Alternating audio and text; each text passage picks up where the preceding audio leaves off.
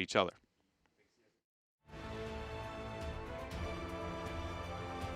During the downtime that Gale Force didn't attend Western Clash, some people took some self-vacations just to like reset their minds and get ready for, attempting to qualify for mid-season brawl. And then the others, we ended up just watching the clashes, both Western and Eastern. And then we've been studying like drafts and all that and just watching all the teams play. Our match against HeroesHearth and HGC, even though we ended up taking the series 3-1, they still seem like a pretty good team to represent us for, Western Clash. But I don't want them to take us lightly since like we're not going to be any pushovers because we haven't been slacking off since everyone's been going to Western Clash. I think against Gale Force, one thing that we really need to be prepared for, and something we weren't prepared for the last time we played against them, was that they will have the information about our draft. Because we will be playing against Simplicity in the same weekend, they're going to know what we want to be playing that weekend, and we're going to need to adjust accordingly. The prior time that we had played against GFE, they banned out our Hanzo, and we were so stuck on playing the hero that we just kind of fell apart as a team. So I think for this weekend, we really want to, focus on our draft and our flexibility and kind of countering GFE when they go into hard countering what we just played. I think as long as we don't get caught out on draft, we should have no problem against GFE.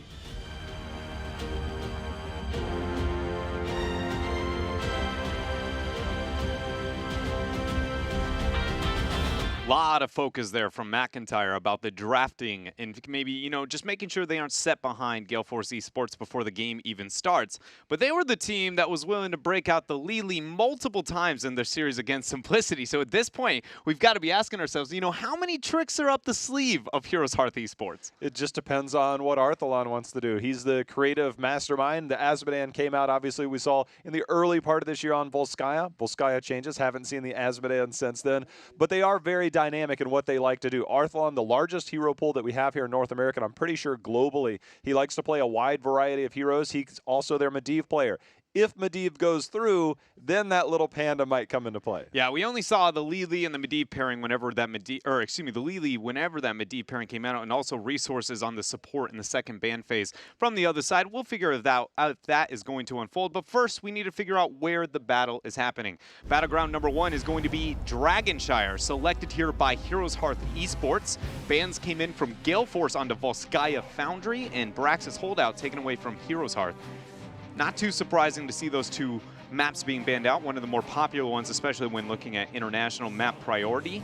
Dragonshire for HeroesHearth has been a classic one that they have really been able to stand out on since, really, honestly, HGC 2018, the kickoff here for them. They have done a great job of manipulating the Giants, map control, that Hanzo we heard them talking about. They've really been able to rely on that to pretty much just choke out the opponent and out-rotate them. I remember when I got the invite to come here, and HeroesHearth was one of the first scrims that I sat in on, and I remember the very first game was a Dragonshire game, and I'm like, my goodness, is this the team we're going to be seeing when we get into the league? And it is. They've lived up to some of that hype. Again, it's so weird to look at the standings because, again, if HeroesHearth did not drop their previous set to Gale Force, where they feel they were the favorites, they would have been the number 2 seed. That's the distance. That's how close that gap is in our 2, 3, 4, and 5th spots. Here we are with the draft. A lot of focus on to Medivh, Maiev. Those have been the kind of go-tos for a long time when looking at these bans. Gale Force, since it was HeroesHearth map pick, is going to be the first ban. And as you see, Medivh is not going to have an option here. So I already want to know if we do see chokes onto the support, especially focus onto that Uther with the Denial and the Stukov, maybe the Malfurion. Do we still see any opportunity for the Lili later in the draft for HeroesHearth Esports? I don't know if this is going to be the game where they're forced to kind of bring it out, but it's something you got to keep in mind because I can't help but feel like she's going to struggle without that, force of will to save everybody. Yeah, I think a lot of it, if we are going to see it, would be an odd double support comp because this is one of the few teams that have gone down that route with Arthalon. We've seen him on the Uther. We've seen him on the Brightwing. Maybe they're getting creative. They're going to throw him on. It's not hard to press Lili. Smash that Q button. There's a little bit more. I've only played one competitive Lili game in my life, and it was probably the most stressful support game I feel like I've played in my entire life. Why I want to heal you. I want to heal you. But either way, we see the Maiev hover here. And for Gale Force, now they're switching back over to the Tracer. And for Gale Force, I really want to see something, Dread. They talked about how they watched the clashes. Now, when you look at Gale Force, B-Kid's role in particular is something I want to focus on. He played more melee assassins than anybody else. A lot of Malthael, a lot of Zeratul. And for me, the global meta is really about maybe a double warrior, yeah. A little bit of flexibility into that assassin. Are we going to see a change up from Gale Force? Because I think that's one area they definitely need to shore up. I completely agree with you, especially on a map like Dragonshire, because that playstyle and maybe some of the weaknesses that you see with the trade-off of the melee assassin versus that double warrior in the off lane is the survivability and ganks. And I mean, let's be Dragonshire thrives off of manipulating that top half of the map, especially in the early to mid, making sure that you get pressure there, because if you can dominate that half of the map and you aren't losing on the 4, which again, if you pick the melee assassin, it's not going to be that risky of a trade to kind of give your attention there, get yourself a gank, and then really snowball the map out of control. No immediate first pick into the Maiev, even though it was let through. Took a bit of thought, but, you know, Gale Force not wanting to get too wild here, at least yet, into the draft priority. Malfurion and Garrosh are the selection for HeroesHearth Esports. That's really risen. Yeah, the Garrosh spike is pretty big here. And honestly, I personally feel like it's rightly so. Garrosh not only... Since his release, you've heard me kind of QQ about the mathematic problem that is trying to figure out how do you kill a Garrosh in some situations, but more than anything is that macro was his biggest weakness. Macro is, again, I don't want to say dead, but less valuable than it's really ever been. He's difficult to get the kill, point and click hard crowd control, which is something that is very, very useful within the current meta, and mobility available in a majority of the heroes in this meta. So, I mean, I view it as, you know, a pleasant surprise that North America is picking it up that quick. With the Garrosh, obvious counters that come to mind are obviously something like a Tychus, something like the Greymane with Cursed Bullet potentially coming down the road. I don't know where Gale Force sits right now in the Maiev player. I can assume that this would be Michael Udall, and then that leaves, you know, Biggie to kind of play that carry role. Udall would generally be the Tychus player in their lineup, so when you take away that element of having that double backline, Maiev kind of mixes things up. We could see B-Kid on this hero, but then you kind of wonder, where does your solo come in? Could go down the Falstad route eventually. See the Stukov? We're going to see the Jaina early rotation here. Yeah, before the second ban phase on a Jaina. I believe only the second one we've gotten so far in part number 2. Wasn't too successful. Actually, that's not true. Yoda got 2 games on it, so I think it's the third that we've gotten out of them. But second team to get the display on the Jaina, and it wasn't too successful. I will say Dragonshire is one of the maps I do like it, just because, again, it provides wave clear. It's really good with kill potential. We talked about the focus towards the top half of the map. Jaina is one of the best, probably one of the only ranged assassins in the game, other than the standard gankers like the Zeratul, the Genjis, that you can really look at and go, we can send her to the top by herself and just see if she can get a kill, because one Frostbolt hits, and typically speaking, that's enough to set yourself up for a kill. Chase them down. The Malthael, 10 games played by B-Kid on Malthael out of their 28 games in the first part of this year. See the Malthael focus towards B-Kid. Zeratul was his second most played hero, believe it or not, at 4. Everything else has been really mixed. And so watching the B-Kid hero will be interesting. Obviously, the Blaze factor will probably come in. There's also Sonya. Now we've got a buff Sonya, reworked. Some would call it a buff. I would call it a buff. I think a lot of people would. I wonder if this is worth the Blaze ban. Gale Force is not going to commit to it, instead ridding of the Hanzo, not wanting Crone to have his hands on that one. It's kind of interesting, again, because McIntyre was saying specifically they were worried about the Hanzo, so focused on it, but you very much could see there the kind of, at least, I would say, more mature mentality from McIntyre, saying, like, where it seems like they're very comfortable with not playing the Hanzo for themselves. They're going to go with the Junkrat Genji rotation. Pretty good control over the map. Genji, pretty successful with the rotations, compare pretty well with that Garrosh and the threat that they might be able to push now onto Stukov in that pickup that, you know, I'll continue to claim is a slight risk here with the high Stukov and the vulnerability he is to the dive. But overall here, neither team kind of deviating too much. I want to see, are we going to see a heavy pairing with this Jaina? Something to be able to not only provide kill potential within the 4-man, which seems to be the biggest intent for them, but also, you know, kind of synergize with Maiev, have some of that threat. They're known to play a lot of ETC with Fury on that front line. Yeah. And I mean a lot of ETC, but going against Garrosh, does that change your priority in terms of what you want to go with? So we'll see as a clock winds down here. But again, you know, you mentioned a lot of the priority towards that top lane. If you're on the other side, Genji also does that pretty well. You mentioned Jaina. Genji hops up there. Yes. Blaze obviously has a lot more self-sustain than a lot of warriors out there, but Genji could also be a factor. So I like the Blaze pickup as far as a defensive structure goes Yeah, I completely agree. So much so that when I see the Malthael ban on the side of HeroesHearth, I actually expected within their 3-4 that we would see a solo lane priority. The giving over the Blaze to the other side, to me, screams that they had kind of a master plan to deal with that, because Malthael is one of the best counters to Garrosh. That makes sense for the ban, but then also one of the best matchups into the Blaze 1v1. Sonya, debatably, is a pretty effective one that exists now, especially since the rework into it, but I don't look at that and go, it's a big enough winning lane. Whoa! Or you have a pocket Rexar. That explains a lot more. Oh, yeah, why are we going to get that flex with a priority ban onto that and not pick it after that phase? Well, you know, it turns out we got ourselves a Misha. Have I ever told you how much I love Rexar? Have I ever told you how much I don't love Rexar?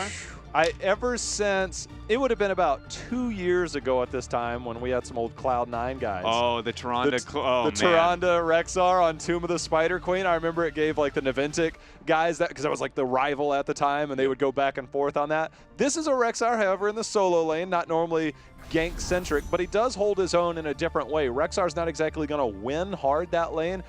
Misha, obviously, on that front line, you can use that. And it's something kind of a weird dynamic, right? So Misha can capture points, objective points. So maybe use the bear. Maybe use the bear to hold on to the minions. You move up there. But Rexar's also susceptible to dive.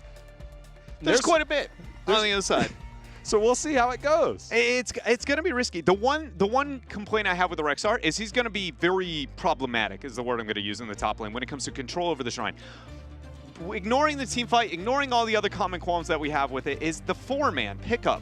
With the Genji and the Junkrat, it just doesn't have enough kill potential. Like Garrosh and Genji pretty good at that, but Garrosh is more relying on kind of the mistake of your opponent, I feel, more often than not, and it's not like a Nubarak should be that weak and that vulnerable. I just feel like they need a stronger 4 to justify such a off-meta, you know, solo. I got it. Okay. I got it.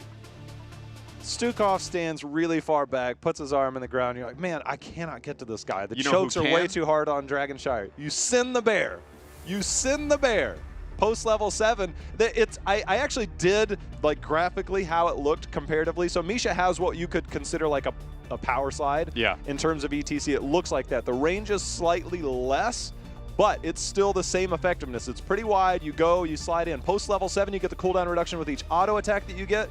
It's like a 6 to 7 second cooldown on a power slide as long as you're auto attacking with Misha there. Could be an issue on that backline. We'll see how it plays out. We will see how it plays out as we are ready here for game number 1. Will Misha provide enough threat to that lurking arm to be a problem on the other side of the battlefield? We're about to find out.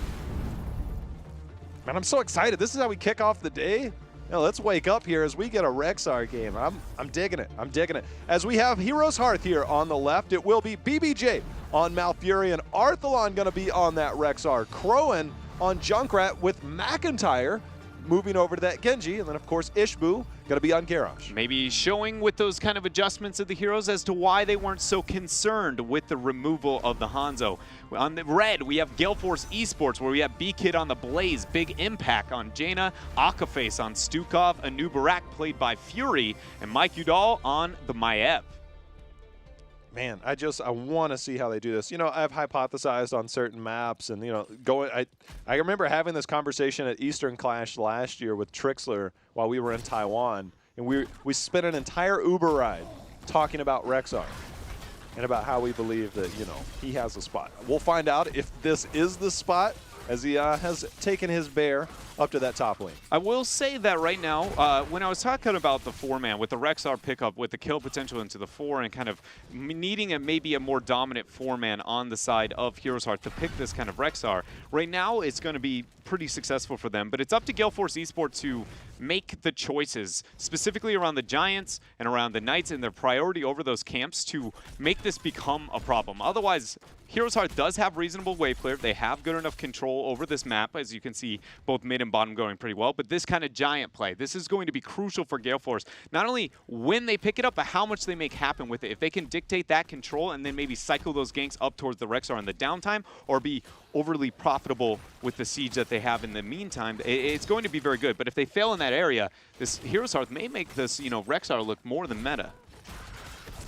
Right now we see HeroesHearth capturing that siege camp here in the bottom. You could see Ishbu feigning in the area, debating on whether he wanted to be a real threat or just kind of for show, and it was for show.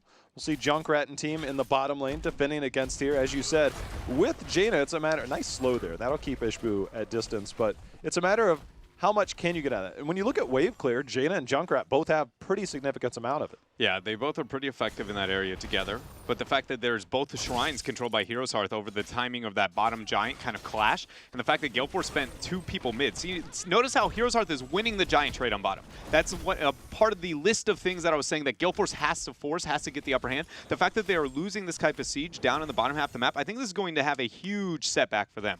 We have to keep in mind that Rexar has near 100% uptime towards top shrine, unless you get a kill on him, or you get a kill on Misha, or have a direct counter to him. Blaze is not that person, not that counter. He's just a placeholder to hold its own. And if Gale Force keeps attending towards top and neglecting giants on bottom, it is just going to be lose mid, lose top. And more often than not on Dragonshire, that means you're going to lose the game. Oh, baby. You know, I wondered what level 4 we would see. Arthalon's like, look, I plan on staying alive. He's gone animal husbandry. You gain 2 maximum health every second. Rexar remains alive. When you die, it's dropped. That means you are planning on living a long time. Rexar's health pool is not that great. I want to say Fury's health pool is just barely survived. I want to say it's probably around like 1,800 for his. I definitely need to check those numbers. They don't research Rexar health pools too often. Too often, yeah. But as that goes on, obviously he becomes more tanky in that backside. It's one of those kind of, you know, he does become a bit of a titan and less susceptible towards that dive whenever you end up getting that, especially if you maybe move into a feigned death at different stages. The night camp going to be picked up here for Gale Force. I kind of raised that question earlier already about the bottom giants. I'm gonna pose the same one here for Gale Force, as B-Kid is actually getting body blocked to death here. Oh my god, but he's healing. He is healing off of all of this. But not healing that much longer. Yeah, McIntyre going to Swift Strike in and Swift Strike out. Tether going to go on to Arthalon, though, as that kill take quite a while. Big impact, though, going to get tossed over. Not enough mana to get a slow. Genji not going to be able to survive this. 2 for 2 with this quarrel up on top. Night Camp going to join Gale Force. Pretty big victory, though, for Gale Force Esports. Whenever they can pause this laning pressure that the Rexar is applying, it's going to be a huge win for them. Gaining a moment with this Night Camp, maybe even enough for a DK. They're going to hold ult. Garrosh is going to be there as Ishbu's going to just kind of scout around, hold in the meantime. You can see on the mini-map, Junkrat's moved his way down. He's going to reclaim control, so neutralizing things. But Gale Force with the push up at the top here, Dread. This is what Gale Force needs to be able to continue to pressure and make happen with the night camps, or not just the night camp, but every mercenary camp they pick up on this map. Again, because the control that we're going to see Arthalon be able to oppose and the lethality, the 4-man that HeroesHearth does have. Giants are going to be matched up for both teams on the bottom half of the map.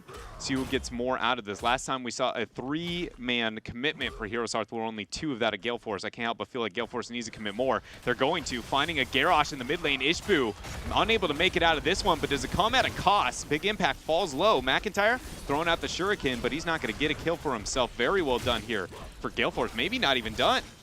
Maybe not. You can see the fan of knives were doubling up there. McIntyre did have his Swift Strike available at the end of that. That camp ended up taking quite a bit of that top lane, and the camp still remain in that bottom lane, so that is something to consider. I believe Genji's on top of a Blaze. Yeah, there he is. See able to make it out of here. But the fact that Gale Force got that much damage onto the top half is really going to remove some of the pressure that Arthalon can apply with the 1v1 of the Blaze versus Rexar. So it's already kind of, I'm going to say, dampered the success of Misha and friends up in that top half of the map, which was a very risky pick in the first place.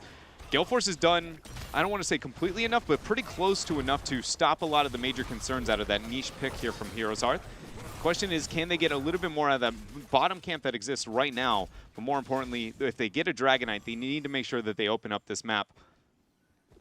The reason I'm so concerned for the actions on the side of Gale Force is just because, I mean, let's be real here. This is a Misha. It changes the dynamic. Hold up.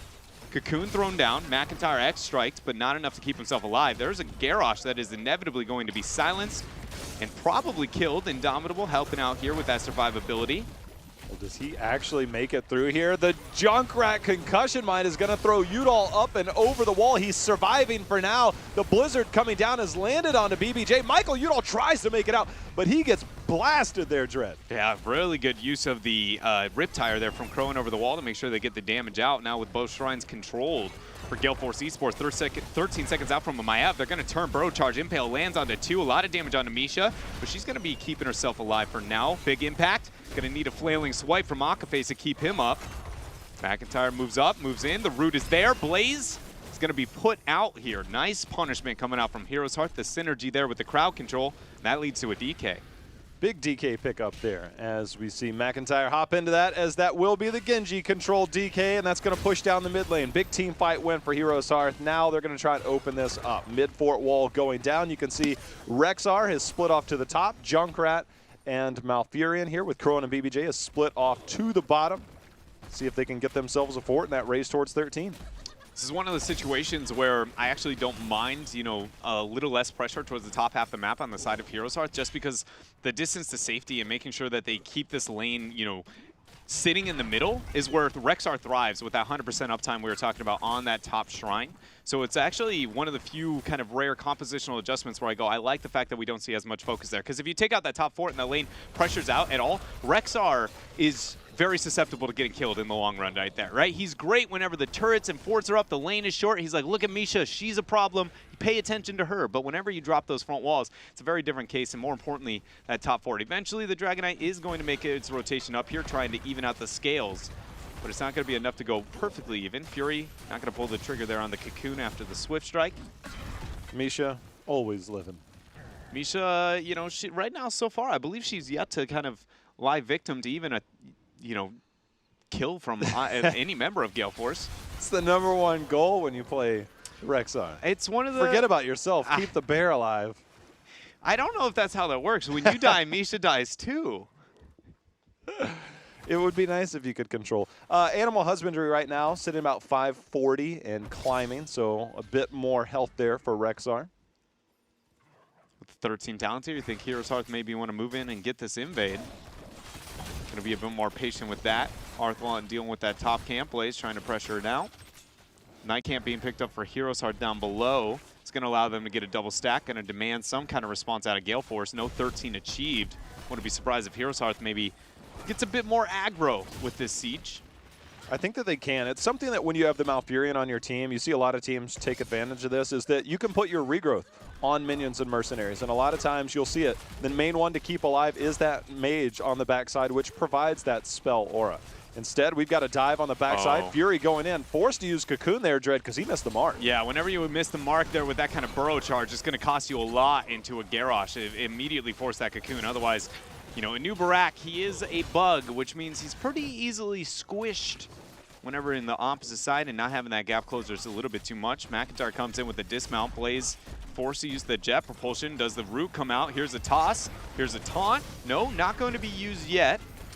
See Fury coming on the backside. BBJ under assault from the bushes there, but Garrosh getting into the fray. Tosses Ishbu, keeping BBJ alive. Michael Udall, he's going to get tossed in. Now he's behind the wall. Ishbu, he's under assault, and Udall, he's making his way out, but he doesn't, as the big-time damage from HeroesHearth comes out in return. Yeah, Udall got, you know, flipped once again over the wall. We've seen that happen already once before in this game, but the difference between that one was how much damage output he was able to get out to. Not enough to obviously turn the tides, but we did see for a moment there the kind of fear that we know of Maiev getting multiple Fan of Knives, multiple targets. Rexar, or excuse me, not Rexar, but Garrosh will be channeling this middle Dragon Knight, going to pick it up for HeroesHearth Esports. Where do they go with it? A bit of miscommunication, or at least not so much miscommunication, much as misunderstanding what they want to make happen. Mid seems to be the focus. Night Camp eventually going to push top. HeroesHearth, if they cycle bottom after taking this mid fort, it's going to be a triple fort play plus 16 talent here, and maybe keep front wall on bottom or mid. It's a huge spike, huge pressure moment for them. See if they can make it happen. Yeah, they didn't get as much, I think, accomplished with the first one as they had wanted. They do have the Knights that will be pushing in top. They've got the mid key or the mid fort low, and now they've got the minions behind them. Biggie pretty far forward here. He's got to be careful as far as how much he steps out. This Dragon Knight not completely scaled, but he hurts a lot, and you got to be careful. But Dread, I think we got a gank attempt up top. Yeah, we do. Rexar getting flanked by Arthalon. Bro charge, not going to connect. Impale will. Misha trying to come in for the stun. Mikey Dahl now looking to join the rest. 3 versus 2 does not seem like a fair fight. Tether pulls Arthalon back. Just a matter of time. There's the Feign Death. I think that's 7 seconds. No They're going to have the way. Riptire. It's going to come out. Arthalon is being survived there as the Tranquility Even goes the out. Welly! He's stepping! Even the Welly comes down and tries to get the damage on the back end, and it's not enough. Flailing swipe from Gale Force Esports, pushing them back. Garrosh stuck in the cocoon. Blizzard going to be dropped. How hard did he press his B key there? I mean, because that was some. I've seen 16 just got picked up. That's the only way you survive is that feigned death. That was just ridiculous. Great job, too. I mean, there's a lot that goes into that, too, right? Arthalon, obviously, with the clever play, throwing out the banter a little bit with the B set, but you have to remember in comms what that situation looks like. With the ganking, having the confidence to be like, can you make this rotation? Yes. And then the next thing goes, can you buy enough time? And to have that confidence to say, yes, I can, and even get all the members of Heroes Hearth up there to try and help and at least make that a 1-for-1.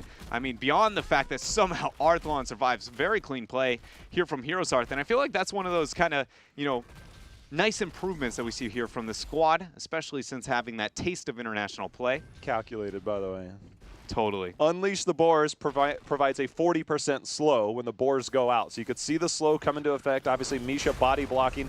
Very good micro. And speaking of micro, here's a taunt. They were going to be microing them into a corner. Fury, he's out for now. X going to give it to him as McIntyre brings it down. I love it. X is going to give it to him. Misha and friends now with 2 kills. Going to stomp right onto this bottom keep front wall. Giants going to back in them up with this ammo. This is an immediate instant Dragonite play because past this keep front wall is not going to profit them, or it's not going to be likely that they at least gain too much more.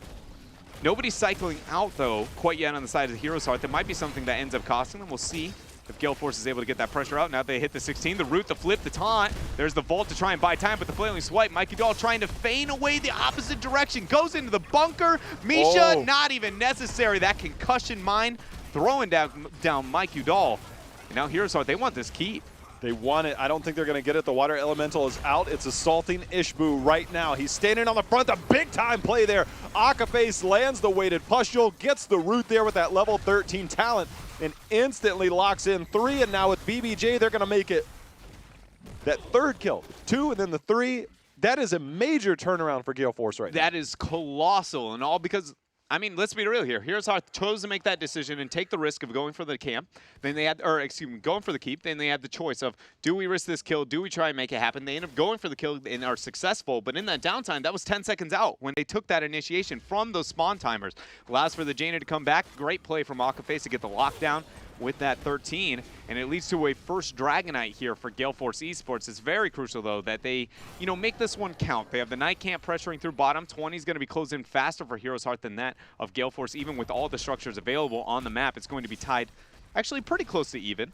Yeah, I saw Misha dancing around on the mini-map. I thought Arthalon would have sniffed it out and got the interrupt, because sacrificing Misha, which is worth half of a death, would have been worth it, maybe a quarter of death, but either way, not a full death.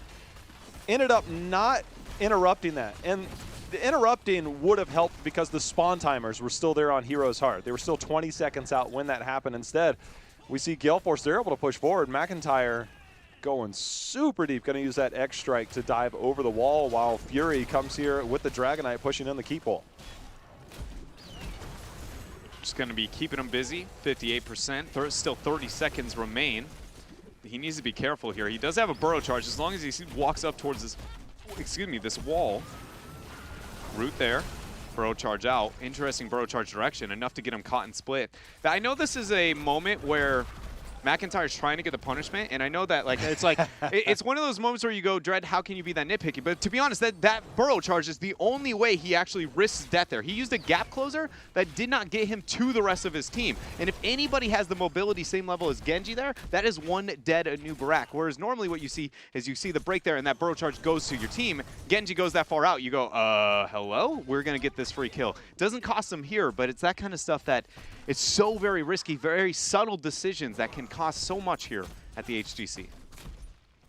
Upgrade for Rexar, as he did have Unleash the Boars. He's now upgraded to Kill Command. Those roots will now turn into a 1.5 second, the slows now turn into a 1.5 second root, and they do more damage. So when you see the Boars coming at you, you will indeed be stuck in place, and we'll see if Heroes Hearth can maybe take advantage of that X strike when you have that stationary target. It's pretty much like a homing missile Absolute Zero is how I kind of view this upgrade. Is you have the root opportunity. It's not as impactful as Absolute Zero, which is Syndragosa for anybody who does not know that reference. I know Syndragosa is a bit of a rare heroic, but just getting that snare and whenever you get them in that kind of cone in front of you, which you can expect Arthalon to be looking for right now, because this is the type of moments you kind of bait them back, get them into a false sense of security, and you go, all right, time to unleash the boars, send them flying, and Gale Force Esports, usually the ragdolls are the next thing sent flying.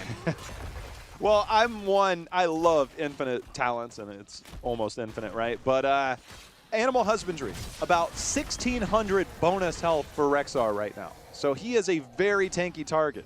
Stayed alive for quite some time this game. So just an update on that as we head into the later part of this game as the shrines are active. Which when we think about that gank on top, how impactful that is to this moment, right? Because that talent depends on Rexar's survivability, not Misha's. He has to be the one keeping alive. And so if that feigned death talent did not hit, then Animal Husbandry not going to get that value to the point where, I mean, Arthalon is now debatably a miniature Diablo. He's got 5,400 total health. Yeah, which it's not Diablo status, but Diablo close. Would probably be about 62, maybe 6,500, somewhere in that range. You'd probably be 6,000 plus fully stacked on souls. Misha got the dismount there on the Fury. Maya's going to go ahead and make this rotation down to the bottom while we see Crowan cycling towards top. Gale Force does have the Night Camp pressure on top. They have a huge advantage when looking at the Dragonite rotation for the next couple of seconds. And the top fight is equally advantageous for them as it is for for HeroesHearth Esports. So right now, this is a big win in decision-making on the side of Gale Force if they can cycle the pressure towards top. But Garrosh is getting that kind of choke cut out, and they're actually too afraid to make that transition outward, even though they have pressure on their side. So what this means is now essentially giving over a lot of free pressure onto the map and probability of gaining a Dragonite over the next skirmish to HeroesHearth Esports. Looks like Gale Force is going to use Fury there on a Nubarak to kind of scout. He has that mobility and buy some time for his team here to get the Night Camp in the bottom. And it looks like they're going to do just that, which that will cycle a rotation down from HeroesHearth eventually, as they are currently positioned mid. You can see Gale Force just trying to look for an opportunity, find a way to make something happen. I believe their siege camp was also available, so there's going to be a lot of contention over this bottom lane here in the next few seconds. It's all about who can control that shrub that oil is set in at this point in time. It leads to a lot of the rotations, the kill potential, and the initiation opportunities. Nobody's going to get rid of those giants. Now Gale Force decides to do so. Still some giants coming in here from Gale Force on the backside, but they're on the retreat. You can see McIntyre going in, making sure to use that final cut on that Swift Strike, but Ishbu slowed by the oil. He's now the target. Ishbu under assault. He's alive for now. That root. The big root dread. A lot of damage there, too. The jet propulsion in bunker. On the backside, though, we do see the Warden's Cage end up being dropped. Jaina uses the Ice Block. No reset available for McIntyre. X Strike in. A lot of damage after that top. Big impact falling low, but the Blizzard, the damage is there. 2-for-1 trade in favor here of Gale Force Esports, and they're not done. Ishbu trying to kite out. Now 3 members of HeroesHearth end up dropping. Look at this. They are so split, and Ishbu takes the 1v1, turns it around, and ends up nearly evening out this trade. Does he have Moonfire? There it is. Lurking arm gets the kill. Even the flailing swipe on top. Okay, look, I'm going to point this out because it's a talent that's been sitting there waiting for me to talk about. 13, Icy Veins is the #1 go-to, but first let's take a look at this replay, Dread. I mean, it's big impact, right? You're talking about the shielding opportunities. Left. Yeah, watch him on the left-hand side and how much survivability he gets in this trade right here. After the taunt, goes in. You see that shield keep bubbling up, that white shield that kept coming up. And it's all purely because of that talent. It allows you to essentially become old Jaina, right? With that heavy positioning, dive in. I mean, it used to be the go-to-ish play style, but since their survivability and Ice Block got adjusted so heavily, I love to see that there from Big Impact, and more importantly, playing around it, right? That posturing, normally you go, oh, Jaina, what are you thinking? You're way too Jaina, deep. And he's like, no, boys, trust me, I've got this, especially when you consider the upgrade on Wintermute. That damage output mixed with the survivability, it is ridiculous. I'm sure there was probably a moment where he's like, maybe I went in a little too far. Get hit with a concussion mine, a taunt. It's like, this is scary. Speaking of scary, Ishbu just walking forward, daring somebody to come through as the Dragon Knight here being controlled by B-Kid. Ishbu's got to be careful. He's being constantly slow. That concussion mine was enough to knock that winter mute water elemental back. Jay-How, I have a serious just frustration here with Gale Force Esports and how they're approaching this bottom lane. Saying, wait a minute. Oh, what was that sitting out there? Misha. Okay, I was like, wait a minute. As I look back at the screen, I was just like, wait, that was 100-0. Okay, so they're going to move in here. It's mainly that night camp or the giant camp where it was sitting before that shrub. They approach this bottom lane so left to right, and HeroesHearth is not anchoring the corner. Nobody is checking that shrub whatsoever. There are 3 initiations for free to get a dive on that, and I can't help but feel like that is going to be something Gale Force wishes they had on their side, or HeroesHearth would. We'll find out. They back out around the shrub. What I'm talking about is that shrub right there where Fury's walking through. Every single time, nobody has been anchoring that, and there's been multiple collapse opportunities through it. Ishbu sniffs it out this time. HeroesHearth lose their keep, but they defended their core, and that's the main thing. 11 kills to 11, 22.5 minutes in. B-Kid has his eyes. He puts down the oil. Let's see if they engage. Fury going in. The water elemental is out. The big silence there as Akaface locking everybody down. But now McIntyre on that backside trying to do something about it, but it is way too late as 2 members of HeroesHearth have fallen. And they waste no time here. It looks like they're going to be going for core. Misha, Rexar, Malfurion, and Genji, the only thing stopping Gale Force from taking game number 1 here in this series. We have Flailing Swipe still available with the upgraded 20. Not that good of a deterrent. Resets need to happen here for McIntyre if they're going to hold this off, which means specifically Jaina needs to die. You see Misha, she's starting it out, getting that damage, but Big Impact using that, you know, talent to make sure he gets some survivability. Misha goes in. Misha quickly goes down. Arth now seems to be the focus. Shielding on the core still stands. Feigned death. He's inevitably going to die for real after this. X-Strike is available. It's the only saving grace, unable to do the damage. And now with 3 members down on the side of HeroesHearth, the core starting to fall. They're going to hop in and out of this bunker. That is 50 armor on that upgrade. And that is Gale Force taking Rexar right back out of the meta Dreadnought. Gale Force Esports want nothing to do with the Misha pressure towards the top lane. Some of the, you know, kind of parameters I feel like I said at the beginning stages of like what you need to do to make sure that Misha does not become too big of a problem. The first one, the Giants on bottom, you know, I was critical of, but it didn't really cost them that much. I feel like that second night pressure, making sure they got a little bit of there on the top half. And then let's be real here, that mid-game team fight, or not mid-game, but late-game team fight was just astounding, mainly from Big Impact there on Jaina. It's big-time plays by Big Impact. And you can also question that push down at the bottom lane that you were highlighting when HeroesHearth was approaching that bottom keep, and they were unsuccessful. They overstayed their welcome, ended up losing. At the time they took that fight, it was 18-16. Generally, if you back away from that fight, you can generally play 20 tier and be like 20-18, 20-19, and double up on the Dragon Knight. I would even say, I think it gets even worse than that generally, like from the normal play, right, that you can see happen in that time frame. Because if you looked at the situation, especially out of HeroesHearth Esports, they had 10 to 15 seconds on death timers on the other side. Dragon Knight was spawning at 20-second threshold. You can send somebody immediately towards top, right? The rest of you siege on the bottom half. Then you cycle 1 person towards bottom, instant channel on Dragon Knight, take 1 structure in mid keep front wall. You have 20 spike, you have the Dragon Knight, and there was literally 0 counterplay on the other side of the table. But they took that risk, and it cost them. And more importantly, I think it's that Gale Force was able to identify that risk, punish it. That is really the kind of, you know, thing that I'm looking at it there, because more often than not, it's not the decisions made in North America, it's more the lack of punishment that feels like it's been that thing holding us back. But it's coming to life here in part 2. The big thing about that, obviously scrims, you're practicing, but there's a difference when you go live, right? We saw Fury a little bit of miscues in the early part, but he picked it up late game. And again, the shift for B-Kid over to a warrior role, and we see him picking up Blaze here. The Malthael was banned out against them. You kind of wonder, should you just let the Malthael do? Obviously, you don't want Garrosh there dealing with it.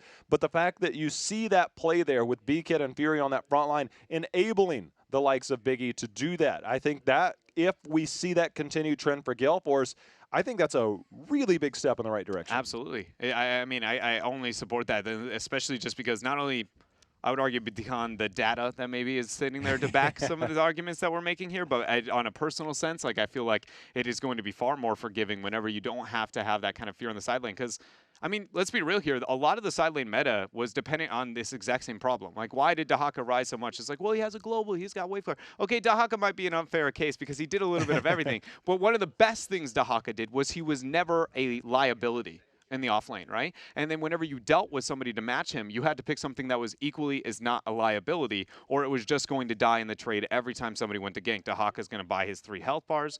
They're going to see the burrow under the ground. He's going to survive, and you go, well, it's not worth ganking him. And it's very much the different case, and that's all the same things that melee assassins versus the secondary warrior generally